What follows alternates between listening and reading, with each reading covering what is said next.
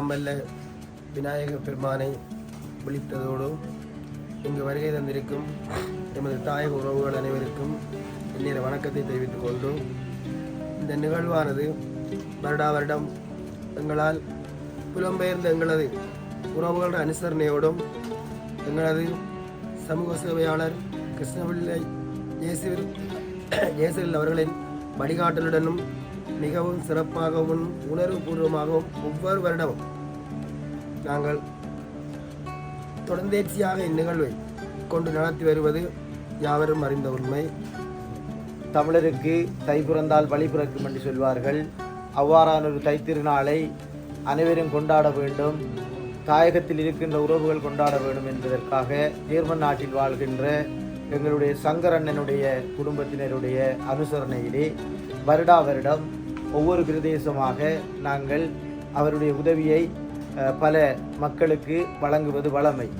இம்முறை இந்த பிரதேசத்தில் இதை செய்ய வேண்டும் என்பதற்காக இந்த பிரதேசத்திலே தைப்பொங்கலுக்காக இவ்வாறு புத்தாடை வழங்குகின்ற வேட்டி, சாரி, சாரன் இவ்வாறான உடுதுணிகளை வழங்க வேண்டும் என்று நாங்கள் கேட்டுக்கொண்டதற்கு இணங்க சங்கரண்ணன் அவர்கள் பல உதவிகளை புரிந்திருந்தார். உண்மையிலே வெள்ளங்கள் ஏற்பட்டால், உண்மையிலே அனர்த்தங்கள் ஏற்பட்டால் சிலருக்கு கடிதம் வழங்க வேண்டும் அல்லது கோரிக்கை விடுக்க வேண்டும். ஆனால் எங்களுடைய சங்கரண்ணன் உடனடியாக உங்களுடைய கணக்கிலக்கத்தை அனுப்புங்கள், உடனடியாக இந்த சேவையிலே செய்யுங்கள் என்று எங்களை ஊக்குவிப்பார். அதன் அடிப்படையிலே கடந்த மாதம் 14ஆம் தேதி பல வெள்ளப்பெருக்கு இங்கு ஏற்பட்ட நேரத்திலே உடனடியாக எனது தொழில் போட்டெல்லாம் உடைந்த நிலையிலும் எனக்கு தொலைபேசி அழைப்பெடுத்து ஒரு பக்கம் இழைப்பை சந்தித்தாலும் இன்னொரு பக்கம் நாங்கள் செய்த சேவைகளை செய்து கொண்டே இருக்க வேண்டும். அந்த அடிப்படையிலே மூதூரில் இருக்கக்கூடிய கிளிவட்டி, திருவோணமலை பல பிரதேசங்களுக்கு காயங்கணி இவ்வாறான பிரதேசங்கள் முற்றுமுழுதாக வெள்ளத்தினால் பாதிக்கப்பட்டிருந்தது. உடனடியாக என்னை அங்கு சென்று உதவி புரியுமாறு என்னை அனுப்பியிருந்தார். உண்மையில் நான் ஒரு சம்பவத்தை சொல்லுகின்றேன்.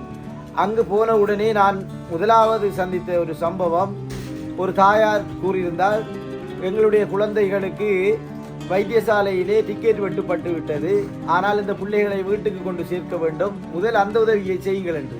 அப்போது அவர்களிடம் கேட்டேன், எப்போது நீங்கள் வைத்தியசாலையில் அனுமதித்தீர்கள் என்று. மாலை நேரம் 6 மணிக்கு நாங்கள் அனுமதித்தோம்.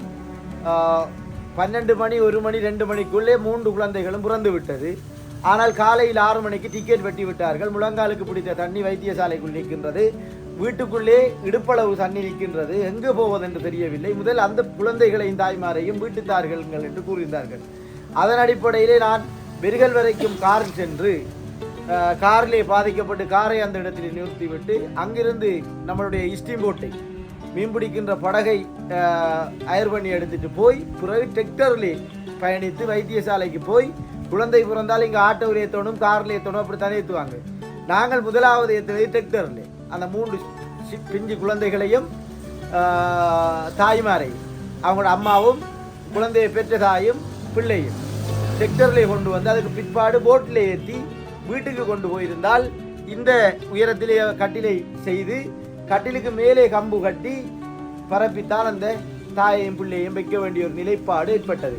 கூடுதலாக மதிலுக்கு மேல் தண்ணி ஆகையால் அகதிமு வாங்கலிலே வெளியேறக்கூடிய நிலையிலே சனம் இருக்கின்ற நிலையில் இந்த குழந்தை பிறந்த தாய்மாரையும் குழந்தைகளை அவ்வாறு ஒரு வீட்டில் வைத்துத்தான் பராமரித்தோம். அந்த பராமரிப்பை பார்த்து விட்டு நான் உடனடியாக அந்த பிரதேசத்தில் உதவி செய்து விட்டு வந்து விட்டேன் இருக்கின்றார்கள். அதற்காக நான் பணம் படைத்தவர் என்று சொல்லவில்லை.